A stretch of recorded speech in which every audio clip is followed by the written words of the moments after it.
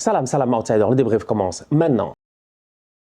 Le Real Madrid perd aujourd'hui face à Girona. Franchement, on va être très sérieux. J'ai même envie de redire. Le Real Madrid se fait taper aujourd'hui face à Girona. Je ne comprends pas. Je ne comprends pas. Je ne sais pas ce qui s'est passé avec ces Madrilènes-là. À un moment donné, il y a des questions à se poser et je pense même que j'ai des théories. Est-ce qu'ils ont fait exprès? Est-ce qu'ils ont fait exprès? Est-ce que c'est parce que Girona appartient au City Group? Est-ce que c'est parce que Girona, on sait très bien que c'est une équipe qui non seulement est basée en Catalogne, mais au-delà de cela, elle a un système de jeu, un style de jeu, une mentalité, une philosophie qui est égale à Pep Guardiola. Et dans quelques jours, le Real va jouer face à Manchester City de Pep Guardiola. Est-ce que Carlo Ancelotti, il n'est pas venu et il a fait du sabotage, de l'auto-sabotage? Franchement, je vous dis, j'ai des théories. J'ai des théories. Pour moi, ils ont fait exprès. C'est des bandits, je dis bien, ces Madrilènes. Parce que s'ils n'ont pas fait exprès, c'est qu'ils ont fait une performance de tocard. Mais de méga tocard. Mais d'ultra tocard, ce qu'ils nous ont fait aujourd'hui, c'est pas sérieux. Franchement, c'est pour cela que dans ma tête, je me dis, le Real, de temps en temps, ils font exprès. Normalement, le Real Madrid, on les connaît très très bien. C'est une équipe qui quand même a une assez bonne solidité défensive. C'est une équipe qui est quand même sérieuse. Aujourd'hui, ils arrivent. Il n'y a pas Thibaut Courtois. Ok, Lunin est dans les buts. Lunin n'a pas été excellent, mais que dire des gars qui sont constamment là et qui n'ont pas du tout été bons. Eder Militao m'a fait un match à la Maguire. Rudiger m'a fait un match, je dis bien, choquant. J'ai pas compris. Les deux, à un moment donné, ils se sont rentrés dedans. Heureusement que Castellanos a raté sa reprise de volée. Sinon, c'était peut-être un 5e but. Bon, c'était pas dans l'ordre chronologique, mais c'est pour dire. Sincèrement. Mais une performance de nulard. Nacho, j'en parle même pas. Lui, il était sur le côté aujourd'hui. Il s'est fait bouffer par les boys de Girona, les couteaux et puis les Tsigankov. C'est-à-dire qu'aujourd'hui, on peut parler jusqu'à demain, mais je ne peux pas justifier pourquoi le Real s'est fait taper 4-1 par Girona. À mon humble avis, ils ont fait exprès. Pour moi, ils ont fait exprès. Pour moi, Ancelotti, il est venu, il a dit aux gars, faites semblant, vendez le match, faites ce que vous voulez, parce que c'est évident que Pep Guardiola, sûrement, il a appelé le coach, je dis bien, de Girona, il lui a dit, hey, tu m'envoies toutes tes fiches par email après le match. Bon, peut-être qu'il n'aura pas grand-chose à envoyer, parce qu'aujourd'hui, le Real vient sans Courtois et sans Benzema, et sans Karim Benzema, franchement, les trois devant, il n'y a pas eu le lion qu'il fallait. Il n'y a pas eu, je dis bien, le lion qu'il fallait. On n'a pas réussi à les faire jouer tous ensemble. Rodrigo a été neutre. Asensio a été plutôt bon, mais bon, pas plus que cela. Vinicius, à mon humble avis, il a fait un très très bon match, même s'il est chiant, il est emmerdant, il se dispute avec les supporters, il se dispute avec l'arbitre, il se dispute avec tout le monde, il passe son temps à nettoyer son badge. On a compris, Boétier, champion du monde, là-bas au Maroc, tout ça on a compris. Même s'il y a tout cela, Vinicius sur le terrain, il sort une performance individuelle qui est quand même très très satisfaisante. Mais mis à part cela, franchement, ça a été compliqué. Sans Benzema, tu as un Modric qui est obligé de monter, qui est obligé de pousser, de jouer un tout petit peu ce rôle de pivot là, parce qu'il n'y a personne pour les link-up. Les boys, ils passent leur temps à prendre la ligne. 1, 2, 3, il y a contre-attaque du Real, tu as 3 boys, ils sont partis en même temps. Asensio est parti à droite, Rodrigo, il est parti vers le centre et hop, il commence à drifter vers la droite, passe en profondeur, ils sont pris dans un bloc et c'est compliqué. Donc, ça a été difficile aujourd'hui pour les Madrilènes. C'est pour ça que je ne comprends pas. Est-ce qu'ils ont fait exprès ou... Je ne sais pas. Je ne sais pas. Mais c'était une performance tocaresque, franchement. Mais c'est qui le dernier joueur qui a mis 4 buts au Real? 4 buts au Real. Même en amical, on ne met pas 4 buts au Real. Personne ne met 4 buts au Real.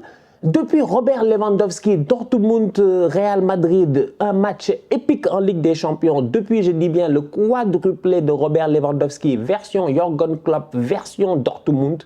Aucun joueur n'a mis 4 buts au Real. Aujourd'hui, c'est un bandit de MLS. Un boy qui, ok, a fait feu et flamme à New York, qui est venu et qui a mis 4 buts au Real. Un boy qui, il n'y a même pas quelques jours, c'était le lundi de Pâques, il y a eu un Barça-Girona. Castellanos était sur le terrain. Il m'a raté des occasions que je n'ai pas compris. On l'a même traité de tocard dans le débrief. Il n'avait pas le droit de faire ça.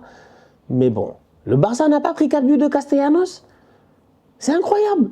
Mais aujourd'hui, pour moi, le Real, ils ont fait exprès. Ils ont fait exprès. Le premier but, mais Militao, franchement, ils sont 3 du Real. Normalement, Militao, cette passe-là, il doit l'intercepter. La passe, elle passe. Après, tu as 3 joueurs du Real qui convergent. Et au deuxième poteau, on oublie et il y a un surnom des boys de Girona. En fait, c'est du tocarisme, ça. C'est pas sérieux. Franchement. Jusqu'à présent, j'ai l'action où Militao et puis Rudiger, ils se rentrent dedans. On dirait un dessin animé, ils tombent. Ah franchement, ok, d'accord, il y a certains gars qui vont me dire aujourd'hui dans les commentaires, ouais Stan, quand c'est le Real, tu les traites pas de tocard. Non, c'est un match de tocard. Mais je ne sais pas s'ils ont fait exprès d'être tocards ou s'ils nous prennent nous pour des tocards. Je comprends pas. À quoi est-ce que joue le Real? Dans quelques jours, ils doivent jouer Manchester City et aujourd'hui, ils ont fait une non-performance totale. Ils ont une finale de Coupe du Roi, on va voir ce que ça va donner. On attend de voir le retour des joueurs qui étaient soit suspendus, soit blessés, soit malades. Thibaut Courtois, il a eu apparemment une gastro, heureusement qu'il n'était pas là. Mais un match qui peut te faire vomir. Oh là là, franchement, que Courtois, heureusement, il était en convalescence. Les Madrilènes ne se sont pas gérés. Karim Benzema, je ne sais pas quel genre d'inconfort il a eu, mais quand il a vu ce match-là, il a dû être traumatisé. Je vous dis que tactiquement parlant, tu regardais le Real Madrid jouer aujourd'hui, on va être très très sérieux. Blague à part, nous tous, on se connaît. Le Real est une équipe qui a une très très bonne solidité au milieu de terrain. Les gars sortent très très vite en contre-attaque. Aujourd'hui, il commence le match. Le joueur qui fait des courses, je dis bien, en profondeur derrière les joueurs de Girona en début de rencontre, c'est Luka Modric. C'est lui qui pousse. Tu crées ces lignes de 4. Tu as un Valverde qui fait le piston, tu as un Toni Kroos qui est derrière. Dans la construction de jeu, tu t'attends à ce que les gars puissent plonger. Ils n'ont jamais réussi. Les Oriol Romeo, tout ça, ils étaient là, franchement. Donc, je vous dis, je ne comprends pas. Je ne comprends pas si c'est Girona qui a bien joué ou si c'est le Real qui a juste décidé de vendre le match pour ne pas que le coach de Girona envoie les fiches tactiques à Pep Guardiola. Mais quoi qu'il arrive, ce que Ancelotti a oublié, c'est que Pep, fiche tactique ou pas, il va réfléchir ici jusqu'à nous fatiguer. Quand Jean-Pierre, John Stones, quand Jean-Pierre, je dis bien, va jouer ailier gauche et qu'Haaland va jouer libéro droit, vous allez comprendre que Guardiola, ce n'est pas des matchs comme ça qui vont le fatiguer. En tout cas, le Real ne s'est pas géré. On est en fin de saison. Le Real ne sera pas champion d'Espagne. Je pense que nous tous, on le sait. Le Barça devrait être champion d'Espagne. Donc du coup, c'est un débrief beaucoup plus relax. Il n'y a pas grand-chose à raconter. Cependant, il y a des questions à se poser. Est-ce que le Real a fait exprès de perdre face à Girona? Parce que s'ils n'ont pas fait exprès, franchement, c'est la performance la plus tocaresque qu'ils m'ont sorti cette saison. C'était pas sérieux. Pendant que Castellanos est en train de se gérer, en train de claquer, je dis bien 4 buts pour permettre à Girona de sûrement rester en Liga. Parce que cette équipe de Girona-là, avec maintenant plus de 40 points, elle a peut-être assuré son maintien dans un match qu'on peut dire quand même un match prestige, un mini classico. Un mini classico pour eux, franchement, vraiment un classicito. Un classicito, je ne sais pas, il faut appeler Loguito pour qu'il nous dise comment est-ce qu'on dit ça en espagnol. En tout cas, un classico où, en tout cas, du côté de Girona, il joue le Real Madrid. Le Real vient en Catalogne, tu gagnes 4-1. Franchement, c'est une victoire de prestige. Cependant, au niveau du Real, comme je disais tout à l'heure, même si personne ne s'est géré, à mon humble avis, Vinicius fait un très bon match. Je le dis encore une fois, il est énervant, il est frustrant. C'est un boy qui parle énormément à l'arbitre et tout. Ok, c'est sa personnalité.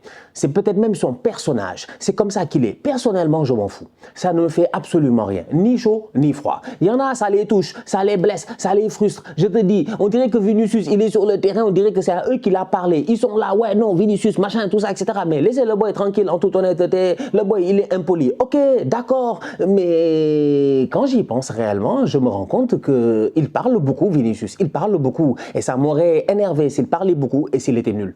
S'il parlait beaucoup et qu'il était encore une fois, je dis bien, dans l'école du tocarisme, ça m'aurait énervé. Mais Vinicius, aujourd'hui, il parle beaucoup. Il y a beaucoup de trash talk. J'ai l'impression que les gars, des fois, ils ne regardent pas les sports US. Dans les sports US, c'est la même chose. Il y a des gars, ils sont là sur le terrain pendant tout le match. Ils ne font que trash talker.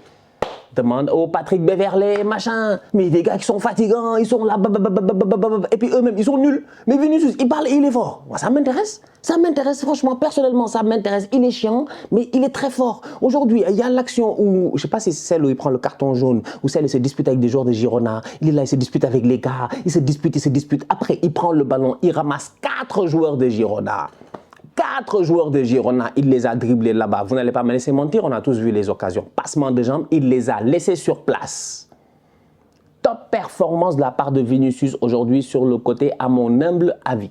Le match est peut-être pourri, mais lui, il a fait sa rencontre. Franchement, il les a laissés sur place. Je n'ai pas vu un joueur aussi fort, je dis bien, en dribble sur la ligne, mais depuis très très longtemps. Et j'ai même envie de temps en temps de le comparer. On dirait que les voitures de Formule 1, quand elles sont là en train de longer le mur lors du Grand Prix de Monaco, le gars, il va super vite, mais à des endroits où c'est dangereux. À un moment donné, il fait le dribble là, je ne sais pas comment on appelle ça, le dribble où tu fais tac là, tu soulèves le ballon avec les pieds. Il fait ça sans aucun problème. Il le fait, mais si tu regardes bien, peut-être même que si on va à la VAR avec un peu de gentillesse, peut-être qu'il y a penalty. Mais là, boy, il est violent, Vinicius. Il dribble les gars comme si c'était... Vini, il dribble les gars, on dirait que des fois, c'est des enfants. Franchement, je suis désolé.